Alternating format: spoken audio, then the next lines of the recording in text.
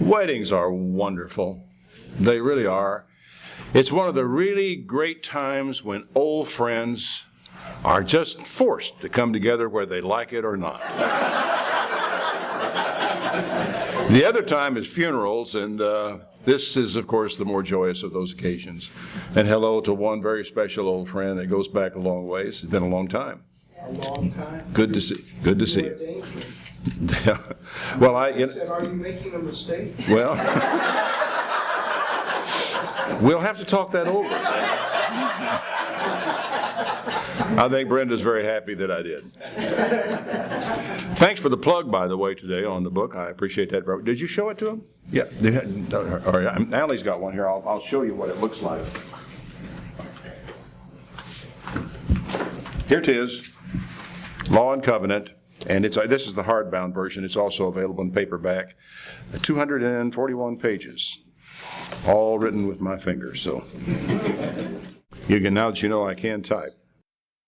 When I was writing this book, an email appeared in my inbox with an attachment. Now, I usually don't open attachments, viruses, dangerous, all that kind of stuff. But this one seemed safe enough, and I knew where it was coming from.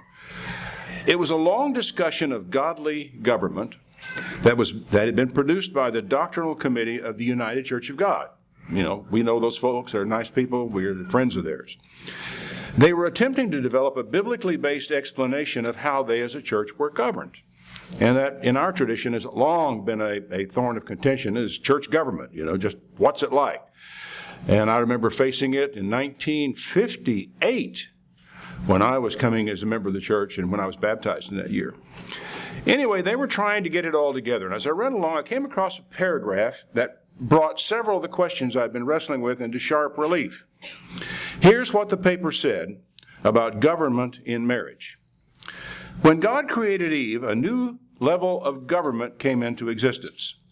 Prior to her creation, God led Adam to realize he was incomplete and needed a partner. That Eve was to be his helper indicates Adam was to be the leader, confirmed in part by Paul, 1 Corinthians 11:3. The head of every man is Christ, the head of the woman is the man, the head of Christ is God. Not because of any inferiority on her part. She was comparable to him, but rather as a difference in family function. Government authority within the family structure was thus established by God with the creation of the first family prior to sin entering into the world. Now, the last thing I would want to do would be to pick an argument with the Doctrinal Committee of the United Church of God. But if I may offer constructive criticism, the first sentence in this the opening sentence seemed wrong to me. As I read through the paper, I found a lot of emphasis on authority, both in the church and in marriage. What I didn't find, maybe I overlooked it, was an adequate explanation of the relationship within which the authority is exercised, which is what? Love. Covenant. Covenant. That it is the covenant that describes the relationship.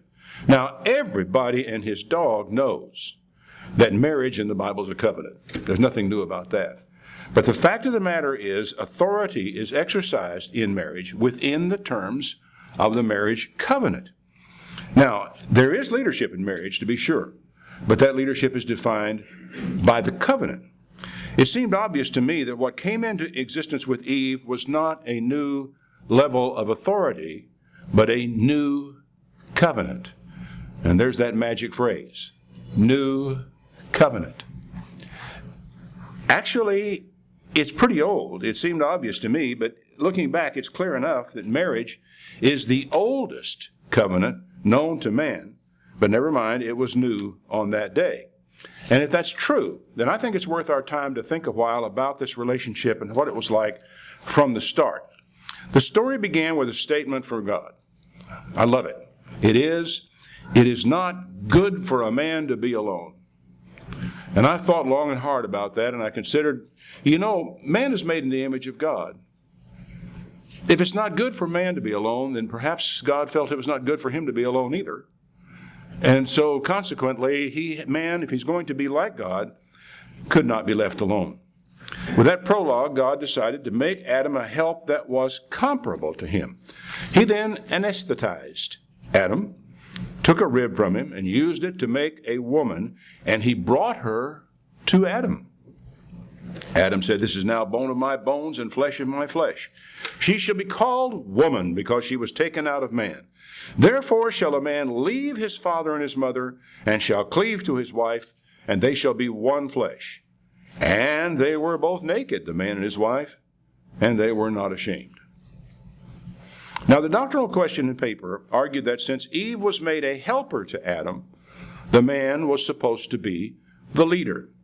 That sounds reasonable except for this. Psalm 33, verse 18. "Behold, the eye of the Lord is upon them that fear him, upon them that hope in his mercy, to deliver their soul from death and to keep them alive in famine. Our soul waits for the Lord. He is our help. He is our shield." The word for help here is precisely the same as it is in Genesis. Eve was found a help comparable to Adam. God is our help, and we are hardly in charge of God. So consequently, what I take from this is Eve was to help Adam as Adam was to help Eve. This was a comparable thing. Now, looking again to the Hebrew, the word for comparable is neged, a part opposite or counterpart. Thus, the woman was made not as an inferior, but as a part opposite to man. Some women, I think, take that opposite business a little too far, but never mind, that's a sermon for another day. The woman was to be a counterpart for man, a duplicate, something that fit him perfectly. When Adam looked at the woman, he said, "This is now bone of my bones and flesh of my flesh." Nothing could have been closer. My bones, my flesh. She was actually taken from his body, as every man from then on who would ever live was taken from the body of a woman, his mother. They were made of the same substance, bone and flesh. They shall be called one flesh, even though they are two persons. And upon the basis of Adam's statement, listen to this now, that she shall be called woman because she was taken out of man. Therefore, and the therefore is operative here, therefore shall a man leave his father and mother and cleave to his wife. The old relation is superseded, not canceled. I mean, you're no longer your father's son. You still have a relationship with your parents. But the point is the old relationship is superseded. A new family is created, and the two of them now, in law, to be one flesh. You know, we use the word corporation a great deal in our society and all, and sometimes I think we forget that the corporation simply means this is a body. It is a body in law, been created. It doesn't make any difference how many people are in it. In law, it is treated as a person. Now, it's of more than passing interest in this point that man, male and female, was made in God's image, and that man was male and female. This is strongly suggesting of the long-standing dogma that God, Father, and Son are one substance. That goes back to the origins of Christianity. As Adam and Eve were one flesh, so Father and Son are one spirit. Everyone easily understands how Adam and Eve can be considered one flesh, be one, so where's the mystery in saying that God, Father, and Son are one? The story of the first family concludes with the observation that the man and his wife were naked and they were not ashamed. Now, it wasn't immediately clear to me why they would be ashamed. For one thing, it was just the two of them. Nobody else was around. In the second place, there weren't any clothes. You know, I don't know that they had did they have a frame of reference? Would they have even known what it meant to be naked? No, we're just here. It says they were not ashamed. Why should they be? So I looked up the word again. The Hebrew bush means literally, to pale, which is kind of the opposite of blushing, one would think. But a secondary meaning, the idea of going pale, is when you are disappointed or set back on something. I dare say Adam and Eve were not disappointed in what they saw of each other on this occasion. Two perfect physical creatures, and there they were. This joining of man and woman as one flesh is the oldest and highest expression of human covenant. It's the oldest because, well, after all, it was the first covenant of any kind ever existed on this planet. It's the highest because it is in the very image of God. Family. Out of this covenant will come children who will leave that family and form new families, each of them involving a new covenant. There'll be a new covenant exercise tonight as two lovers become man and wife one more time. Now, I had long understood the word covenant is roughly synonymous with contract, but I hadn't really thought about the connection with the Jewish idea of a marriage contract. In Judaism, you may not know this, marriage is not a sacrament. It is a civil contract. I don't even know if Jews call God as witness to their marriages or not. I have not studied it that far. The marriage contracts among Jews customarily specified what the father of the groom would pay for the bride, what the groom is providing to the marriage, what he will have to give the bride upon a divorce, what is to happen to the children in such an event, what property rights are involved, and anything else deemed germane to what's going on here. Now, very often, the parents of the bride and groom in Jewish, I doubt if it's as true today as it used to be, but certainly it was for a long time. The parents of the bride and groom were signatories to the contract in addition to the bride and groom. But I suppose that's because they had to acknowledge certain inheritance considerations, also to acknowledge that they were letting go. Some Jewish sages insisted upon a marriage contract and said that to maintain a wife without a contract or without specification or fair conditions should be regarded as prostitution. That's a painful way of putting it. Well, others seem to say, and this seems a little bit lighter, keeping a woman without a contract makes her a concubine, perhaps in our generation the same thing as a common law wife. Now, the essence of the contract is the enumeration of the conditions that the husband guarantees to fulfill regarding his wife, financial, other guarantees. It includes even payment in the event of a divorce and inheritance provisions where the children are concerned. They get this thing all spelled out before they ever walk down the aisle or stand under the canopy or whatever the particular ceremony would be. Now, if you enter a marriage without a contract in Texas, all these situations are governed by the laws of the state. The state decides what happens. The state decides inheritance. The state has all that worked out in state law. And so when you sign the marriage contract, in a sense, you have actually created a marriage contract by signing the license, whether you realized it or wanted it or not. So it is a marriage contract. Now, you weren't thinking about any of these things as you planned your wedding. Especially if you were never married before. A couple of kids, getting married like we were at age 19. Never crossed our mind because as far as we were concerned, what she had was mine, what I had was hers, and there wasn't much of either one of them, And so it was easy at that particular stage of things. All we cared was we loved one another, wanted to spend the rest of our lives together, and we've got 54 years of it on the way so far. And, it's just something that we never thought about. So the state thinks about these things. The state says, okay, this young couple their heads are all full of hair and wonderful thoughts, and they're not thinking. So what we're going to do, we're going to say this. We create community property laws to determine that the wealth that is generated within this marriage belongs equally to both parties. We're going to create laws of inheritance that control, in the event of the death of one or the other of them, how the property is handed down. We're going to create laws that will determine what is to happen with the children, how they go to court, what the judge decides, how the state will enforce it, and so forth. The state works all that out because you don't have the heart when you're a bright-eyed, bushy-tailed 19-year-old kid walking down the aisle or getting ready to see her coming down the aisle. You don't have the brains to figure out all these things. And you don't have the money to pay a lawyer to figure them out for you, so you just get married and trust the state to take care of it. That may or may not be a good idea. I'll leave it to you to think that over. But this is the way it is. Now, what business is it, though, of the state to even worry their head about this at all? Oh, to me, that's a no-brainer. The state has an absolute obligation to see to the care of children because the children are the future of the state.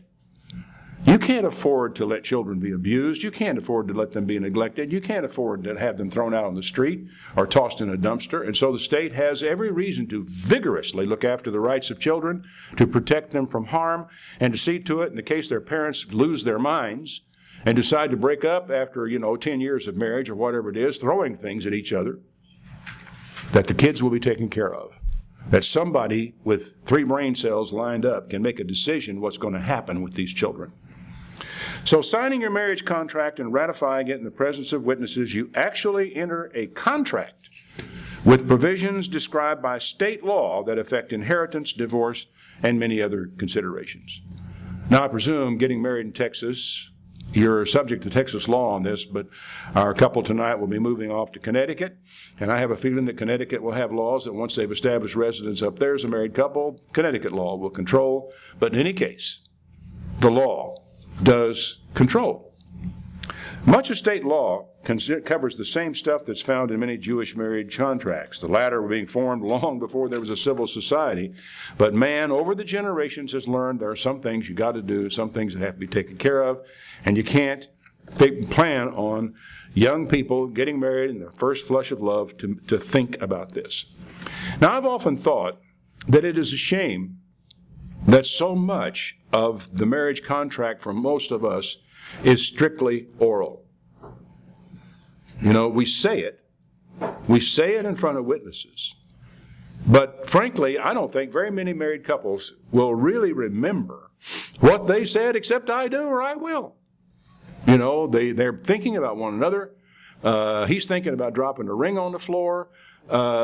She's thinking about her veil and whether she can get it away in time or not. That kiss is out there lingering, waiting and waiting. And so consequently, their minds are not that sharp on those vows. That's why I think it would be an awfully good thing if they had a marriage contract and you signed up on those vows before you ever got down there to the altar and you really knew where you were going with it. What if your wife, for example, were able to whip out a contract and say, see, before we got married, you agreed that you would always put your dirty socks in the hamper. Now, you'd really be up against it if you really had signed a marriage contract that said, I will do that. I mean, what could you say? What could you do? You just pretty well have to go along, wouldn't you? And the same thing's true the other way around. You could get an agreement with your wife before you get married that she could only remind you of something 3 times in one day.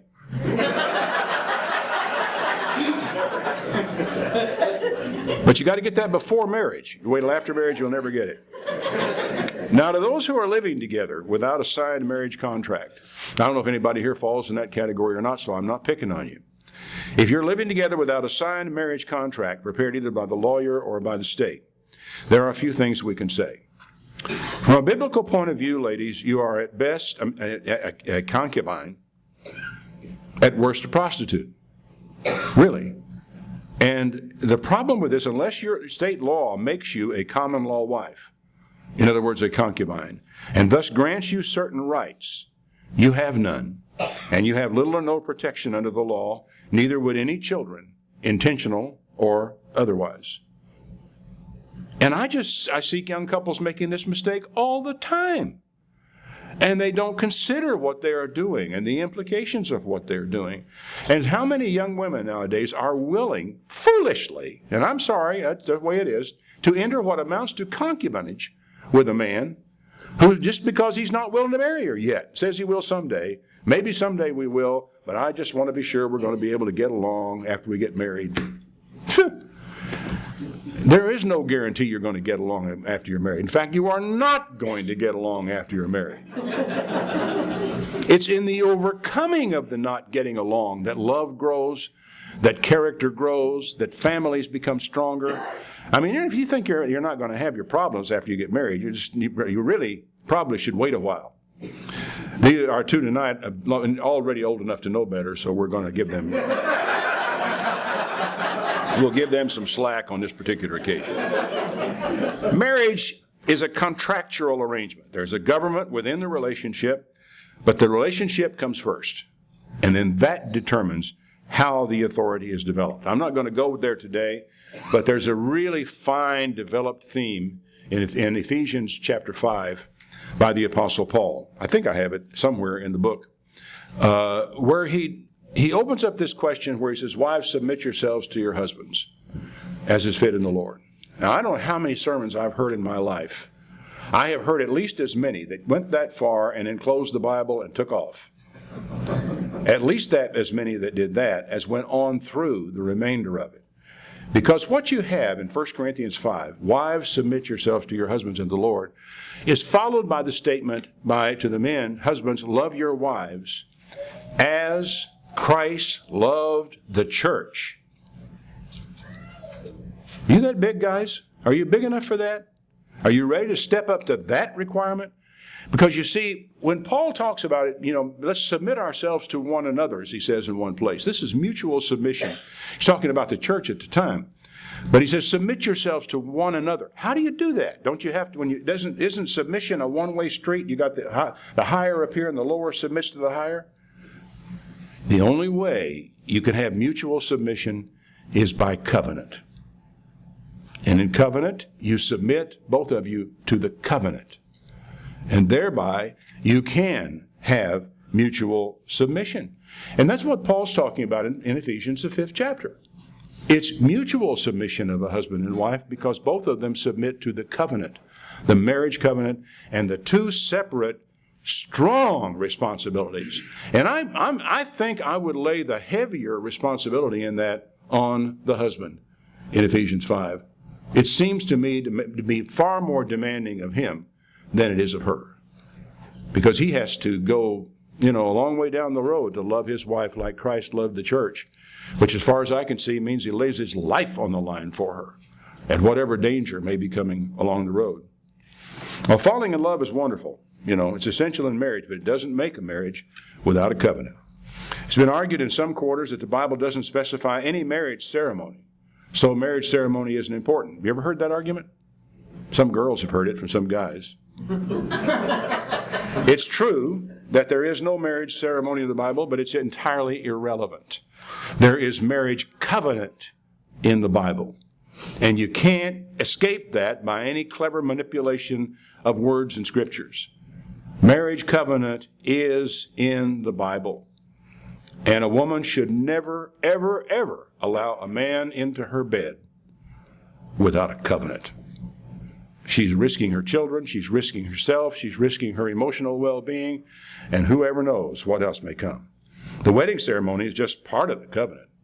It's the covenant that rules, not the ceremony. Now, what does all that have to do with godly government? Well, quite a lot, actually, because the government of God always seems to be based on covenant. Make your way through the Bible, and you'll find it at every turn. And the government is always determined by the covenant. Now, marriage, as I said, is the oldest covenant known to man. And there is a strong analogy between marriage and the covenant God made with Israel. An analogy the prophets borrow on very heavily when God divorces Israel and all these things. Now, some people have made the mistake of thinking that, well, this means that the old covenant, the covenant of God with Israel, was a marriage covenant. No, it was not. Only by analogy is it a marriage covenant. Marriage is a covenant. This was a covenant. So the prophets can grab hold of these and say, and they can use the marriage as an illustration of what it means to God when Israel goes out and plays the whore. We understand how that particular works.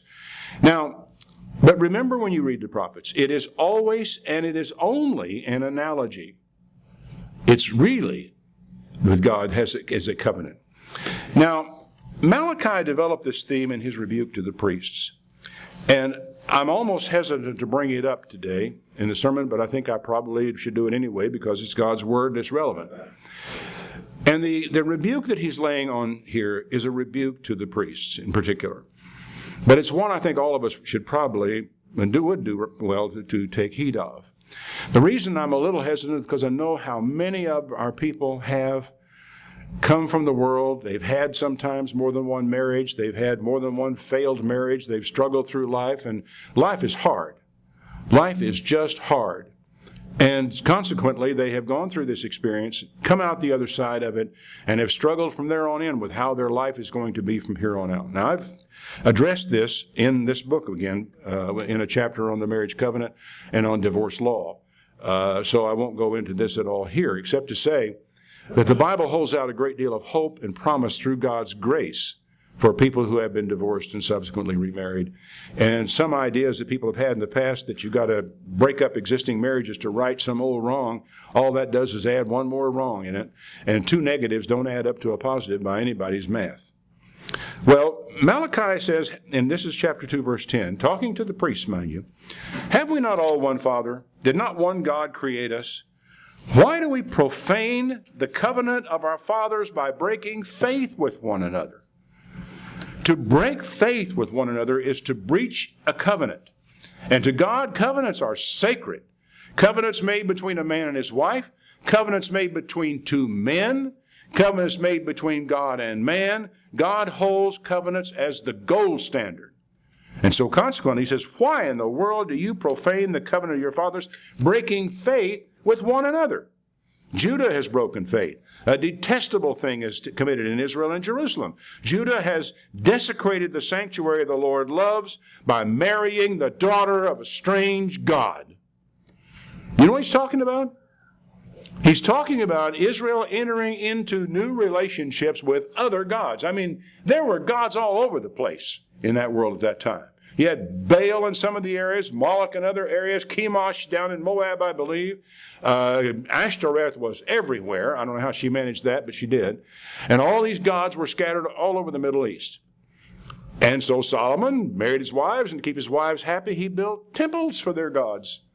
And we wind up finding later on that they have moved these pagan priests, worship, and everything else right on to the Temple Mount and the house of God. And this is, Malachi's drawing the analogy that Israel has married the daughter of a strange god. Solomon really did. And for the man who does this, whoever he may be, may the Lord cut him off from the tents of Jacob, even though he brings offerings to the Lord Almighty. Another thing you do, remember, you just be a priest, you're still going to get cut off. Another thing you do, you flood the Lord's altar with tears. You weep and wail because he no longer pays attention to your offerings, nor will he accept them from your hands. You say, well, why? And he answered, it's because the Lord is acting as a witness between you and the wife of your youth, because you have broken faith with her, though she is your partner, the wife of your marriage covenant. What he's saying here to the priest is, you're crying about the fact that God won't hear and won't accept your offerings and won't hear your prayers anymore. Do you know why? It's because of the way you've treated your wives. Pure and simple. Now, I'll add here, as I said, I know there are all too many here who are no longer with the wife of their youth for one reason or another. But divorce is not the unpardonable sin. And sometimes we have to trust in God's grace to allow us to go forward after mistakes we have made in the past. But he goes on to say, has not the Lord made them one in flesh and in spirit they are his? And why one? Why one? Why did God do all this? Because he was seeking godly offspring. Isn't that something? We go all the way back to Malachi, to the law of God, and find that all this stuff in the Bible about marriage, divorce, fealty, covenants, and so forth was to get a godly offspring. It was for the children. And God bless the state of Texas, and I imagine the state of Connecticut, for at least thinking about the children somewhere along the line when young couples getting married don't. Because the state has now inherited that responsibility whenever parents give it up. I hate divorce, says the Lord God Almighty. I hate a man's covering himself with violence as well, but like he's wearing a garment. He hates divorce, hates the second divorce, third divorce, whatever it may be, just like he hated the first one. And you don't remedy an old error by creating a new one. But sometimes human beings can get out of control. And as I said, I have a chapter in Law and Divorce on divorce law, so I won't go there again, but it does explain how it's possible for a person who's been through that trauma to be married again. But having been forgiven and given a new start does not exempt you from the words of God. Therefore, take heed to your spirit that you deal not treacherously. You know, there was a time when being a man of your word or a woman of your word was really worth something. We seem to have slid away from that. I'm not altogether sure why. But when you give your word, whether it's in a contract where you write it down or whether you give it in person and shake hands with the other guy or look him in the eye and say, I will. The scripture says that a man is going to dwell in God's tabernacle as a man who swears to his own hurt and doesn't change. So as a way of life, being true to your word, being true to your promise, being true to your covenants is crucial with God. Breaking covenant, whether with God, your wife, your husband, is treachery, whether it be your first marriage, second marriage, or fifth. Researchers are fond of comparing the Israelite covenant to the as a marriage of God, but we should remember this is only a metaphor, as I said. The reason is the analogy works so well because both relationships are covenants. We mustn't overlook one very important statement in this, and it'll be something we think about tonight. It says, the Lord is acting as the witness between you and the wife of your youth. With us, marriage is not merely a civil contract. I don't think I've ever been to a marriage in our church where people were not called on to make these promises in the presence of God and these witnesses. Therefore, we call God as a witness in our marriage, and God says, I will then act as a witness between you when the time comes. When we make vows in a wedding ceremony, these promises are made in the presence of God and all those assembled. Then we sign our marriage license, which for most is their marriage contract. Then the witnesses to the marriage also sign. Consider the implication. We call on God to witness our covenant.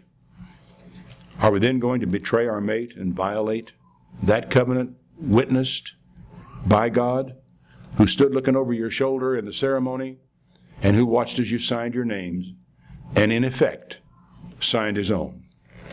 Now let's be sure we understand what God is saying. It's not merely that God hates divorce because it hurts society. The problem with divorce in God's mind is it involves the breaking of a covenant, which with God is an extremely severe sin. He expects his people to be people of their word, to make vows and keep them, to be the kind of person who, having sworn to his own hurt, stands by his word. Note the repeated use in here of breaking faith through this section. The term implies not merely making a mistake, but the violation of a sacred covenant. Treachery is not merely shooting yourself in the foot, breaking apart of a sacred contracted relationship. Now, some have wondered why in the law of Moses, premarital sex is not dealt with in the same way that adultery is dealt with. A young couple who are unmarried and uncommitted get a little too friendly someday and have sex together. The Bible does not require that you stone them to death, but we do know what the Bible requires in regarding a woman who is married, don't we? Rather, the young man is required to marry the girl if the father permits, and the father may not even permit it, for all we know. There are some young men that I can sure see, and I would say no to my daughter marrying them no matter what had happened, provided he lived long enough to find out. Now, if a woman who is married to a man commits adultery, she may be stoned to death along with the man. What's the difference? The act is the same. The difference is that the married woman is in covenant. The single woman is not. The difference is that adultery is treachery, while premarital sex betrays no existing covenant. Now, premarital sex is sin. It's harmful. It's dangerous. Neither the woman nor any children from the union have any protection under the law. It's dangerous for a man, but it's really dangerous for the woman. Because if there is a baby that comes from that, she's stuck with that child. 18 years. It's an 18-year sentence she gets. It does not, though, involve any betrayal of covenant with one's mate for life. That's why it's dealt with differently in the Old Testament. And don't ever think from that it's not wrong. It is definitely wrong and a sin. It just doesn't carry the same weight that breaking covenant does. Now, there are other laws that deal with the same idea, and they are deeply rooted in a culture that's very different from our own. It has been a custom in many societies for the family of the bride to give a sum of money or other valuables to the groom, the family of the groom, as a dowry. Generally, it's a contribution to help the happy pair get off to a good start. Because of the inability of poor families to pay a dowry, a custom tended to prevent the marriage of a poor girl into a wealthy family. You can see how that would be, wouldn't you? I got no money. I can't, this rich guy over here, I can't give him anything. He's not going to marry my girl. Now, the opposite of this practice, which made its way from Rome to British common law, is called the dower, where the family of the groom pays money to the family of the bride. Now, you got girls, that's something you'd like to really see in effect, right? Presumably, this would improve the lot of the girl to be married off into a better family. It appears that the custom of dower was actually regulated by Israelite law. And I think many people don't quite understand what this means, but here it is. It's Exodus 21, verse 7. If a man sell his daughter to be a maidservant, she shall not go out as the men servants do. If she please not her master who has betrothed her to himself, then he shall let her be redeemed. To sell her to a strange nation, he shall have no power, seeing he has dealt deceitfully with her. He's been treacherous in this deal. Now, I'm presuming that what's taking place here is taking place before a marriage is actually consummated, but he actually brought her into his family, either with marriage in mind, either for himself or his son. In this case, the girl was effectively contracted as an amma. It's fascinating to me how that word amma has made its way through all kinds of Eastern languages, and it basically means a nanny in those societies. The context of the law in the Bible suggests that although she enters the new family as an amma, the purpose is marriage, okay? Now, he has paid a dower for her. And even though the custom of the time might have been allowed to allow an indentured servant to be sold off to somebody else, he couldn't do that with this girl. Not at all. The object, in fact, with any female servant, the object of the law then turns out to be exactly the opposite of what you might think. Now, women are chattel, we can trade them back and forth. In that world, in that time, this law was designed to protect the rights of women. That's what it was about. And I think that's an interesting thing to know. The law, though, goes further than that. It says, if he has betrothed her to his son, then he is going to treat her like a daughter, right in the household, the same rank as his daughters. If he takes himself another wife, her food, her raiment, her duty of marriage, shall he not diminish. And if he doesn't do these three to her, she shall go out free without money. Now, that's a bigger thing than you might think, because a lot of money has been paid. And if she had to be redeemed, the family had to scrape that money up and buy her back. But if he doesn't do his job, she can walk away and nobody has to pay anything for what needs to be done. The contract then is null and void, money is forfeit. Now notice, I'm using the word contract here almost synonymously with covenant, and they are very closely related. Marriages have commonly been contracts or covenants in most societies. It's interesting to know how that works out, even though the societies know nothing of the Bible. In this case, the contract is broken because the man has dealt deceitfully with her, and the expression is bagad, the same one we saw in Malachi, which is treacherously. Now, this evening, we have the chance to observe a reenactment of the oldest covenant known to man. In this case, the happy pair are not in their youth. They've been a little further down the road, and Thanks, Ron. you're welcome. Their road to this place, as the road of an awful lot of us, has been bumpy in places. But they have found each other, and for that we're all very happy. And this marriage is no less the same covenant God created with Adam and Eve in any way. And it's a covenant, it is the covenant that describes the relationship that would exist between the couple with all the emphasis of Ephesians 5. And we should remember, there will be one witness to the ceremony tonight who will not be signing the marriage license, but he will be there as a witness and in an important way, a guarantor of the covenant.